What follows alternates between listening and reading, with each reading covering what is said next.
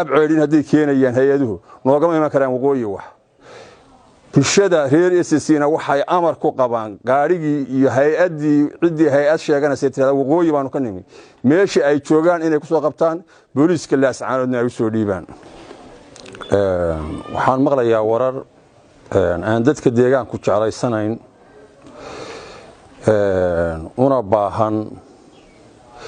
cidii hawsha gashay inaan aragto inay wada qaldan martay dibna uga soo noqoto kana waantoodo laascaanood dagaal baa ka dhacay dagaalkii ka dhacay ma dhammaan cadow baa ku soo duulay dagaal baa lala galay insha Allah waa laga guuleysanayaa raggii laascaanood lahaa ee ku dagaalamay waxaan maqlayaa qaybo ka mid inay Itoobiya xiriir qaxoonti oo ah ay galeen oo ay kaadar ka qaadanayaan arintaasi arin dhaqan iyo diin midna meel ka soo gashay ma waa arin dadkan dhabar jab ku ah siyaasad xumo ah aragti xumo ah una shaqeynaysa siyaasadda cadawga aynu dagaal ku wada jirno maamulkan SNM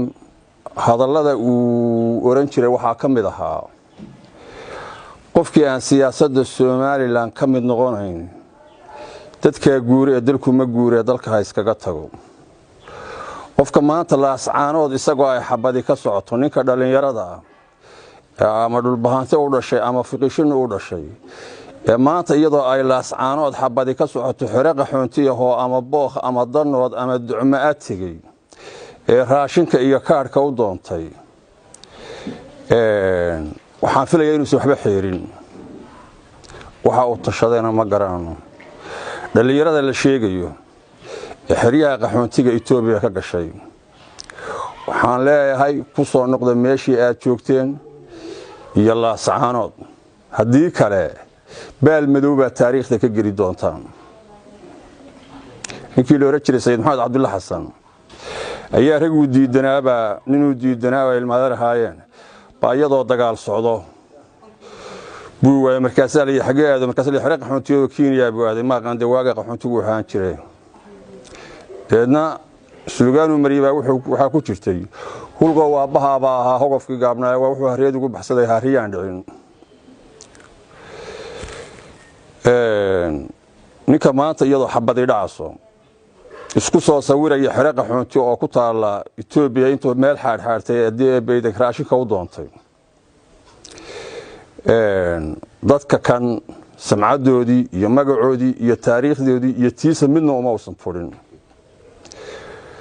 dadka laascaanood ka qaxay qof kasta oo laascaanood ka qaxay waxaan aaminsanahay oo ama aan hubaa inay jirto ilaa 4-5 magaalo oo familygooda hoos degaan oo waxa laale wixii laascaanood laga heli jiray marka laga reebo jaamacadihii inta kale ba laga helayo adeegyada kii jaamacada rabaana garoowe iyo gaalkacay iyo Boosaaso iyo Jigjiga iyo Xamar buu tagi karaa ma rabno dadka kani dhaqan uma lihin inay baaxun xun intay qaataan xiriiqa qaxoonti ay galaan iyadoo wadankooda xaalad ka jirto gabdhaha waxaan leeyahay reer SSC ana u mahad celinaya gabadhii aan noqon karayn sida gabdhaha ansaarta ah ee Fahiime Yuusuf Qooje iyo Raxmo iyo Ubax Qawdhan iyo Firdaws Cali Shire iyo aan kaarayaasha furan karayn inayan aadin xiriiqa qaxoonti ay u guurto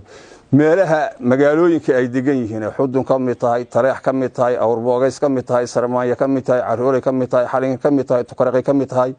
Boocama ka mid tahay Kalabayd ka mid tahay Saaxdheer ka mid tahay Dhuma iyo Dharkeen ka mid yihiin Buuhoodle ka mid tahay Yugoori ka mid tahay eegaag iyo hadii beedankeeda farjano ka mid tahay Kolchano qofkii magaalo weyn rabaana wuxuu yiri Barsare ninkii aan ka dhalan baahi baa dilin daaroodna waad ka dhalateen Soomaalina waad ka dhalateen xamar baa tagi kartaan garowtana baa tagi kartaan oo aad hadii beedanka 2 saacadood u socon kartaan sabab maanta aad qaxoonti xariiq qaxoonti dadka kana ay u galaan ma jirto arrinta laga waantoobo mana arki karo nin dhalinyaro oo qoriqaada oo isku soo sawiray xariiq qaxoonti dadkan magaciisa iyo taariikhdiisa iyo halgankiisa iyo hadafkiisa intaba dil buu ku yahay taa intaasaan ka leeyahay ta kale waxaan maqlayaa hay'ado la leeyahay waqooyi bay ka imaanayaan oo dadka ay wataan oo meelaha warwareegaya oo leeyahay assessment bay sameynayaan iyagana waxaan uga digayaa Hargeysa waxaan naga yimaada rasaas iyo ciidan iyo systemka aanu sayno qofkii dabcad dadkaas inuu hadii beedankeedii dadka u dhabar jabiyo oo halka kan hadii beedankeedii tira koob qalada iyo hadii beedankeedii xoga ka urusho u suuroobi mayso go'aana waanu ka soo saaray wax waqooyi nooga imaanayaan ma jirto dahab ceelin hadii keenayaan hay'aduhu nooga iman karaan waqooyi wax bulshada reer SSCna waxay amar ku qabaan gaarigii iyo hay'adii cidii hay'ad sheeganaysa tirada waqooyi baanu ka nimi meeshii ay joogaan inay ku soo qabtaan booliiska laascaanoodna ay soo dhiibaan taana intaasan kale iyaamaan waxaan maqlayay muusanow Hargeysa ka yeedhalay dir baanu dad lagu muusanaabayo inaad Soomaali u soo noqotaan aad iyo aad baan ugu mahad celinayaa Soomaali inaad soo maagashaan waliba inaad ka soo dhawaataan waa Soomaali jilbaha qabsataan oo aad xamar iska dhiibtaan taasi waa taan doonano laakiin sheekada dirta anagu haddaanu beesha daaroodnahay qof dira inaanu u jawaabno oo original ah oo dira suurtagal maaha waayo dir ayayda yahay anaga ka soo jeedna cidda marka meelaha kan ka qufacasa ma filayo inay dirti originalka ahay tahay waa dad koobiya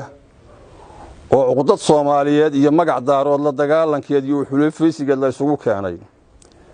nagu hadaan daarood sheegano ama hortaga sheegano waxa wanaagsan qofku abtirsiyo uu leeyahay inuu sheegto original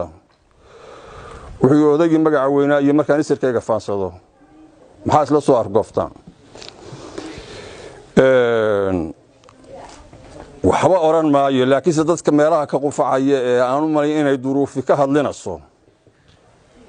dirti originalka ahtiina anaga dir hadii beedankana la ku hubaa oo ayayda yaaba dira oo waxba idin oran mayno oo waxna celinayaa jira hadaa tihiin dad magaca sheeganaya oo xulufaysiyo oo aan dir ahayna dirtiina dhashay baa idin jawaabi doonta laakiin anagu idin jawaabi mayno taana intaasaan ka leeyahay mar labaad iyo mar saddexaad ba waxaan u mahad celinayaa ciidamada SSC magaalada amnigeedii xasiliyay cadawga ka saaray Allah idin xafidaan leenahay hawlka madaala wali waa hogadii midnimo iyo hadafkeenu aynu gaarnaa inoo balana wassalaamu calaykum waraxmatullaah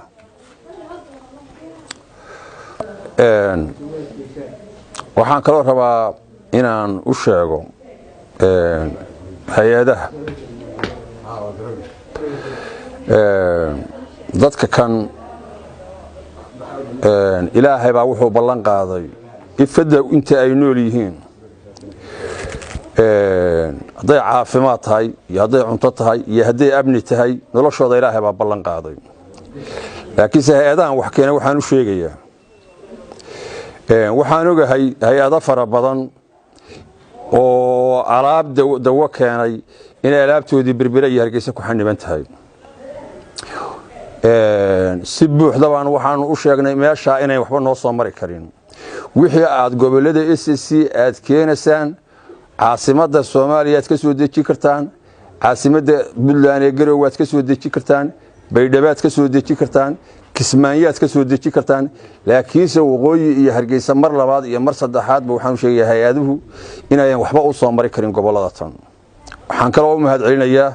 ummadda Soomaaliyeed iyo dawladda Soomaaliyeed madaxweynaha iyo xukuumadda iyo ra'iisul wasaaraha aad iyo aad baan ugu mahad celinayaa isgarab taageen midnimada Soomaaliyeed iyo qadiyadda gobollada SSC ummadda Soomaaliyeedna cid kasta boqolkiiba 90 waxaan dareemayaa inay ku faraxsan tahay midnimada Soomaaliyeed iyo qadiyadda SSC isku haynta Soomaaliya aad iyo aad baan ugu mahadcelinayaa cid kasta oo Soomaalidiidana waxaan ku faraxsanahay inay maanta u muusanaabaso dadkii ay shalay dekada berbera markii ay ka soo degayeen iyagoo Yemen ka yimi oo qaxoontiya oo 5 casho badda ku soo jiray hooyooyinkii iyo ciyaalkii badda lagu celinayay lalaha waa qadaad weyn inay maanta u muusanaabayaan oo u nasaba sheeganayaan aad iyo aad baan u soo dhaweynayaa waana salaamaya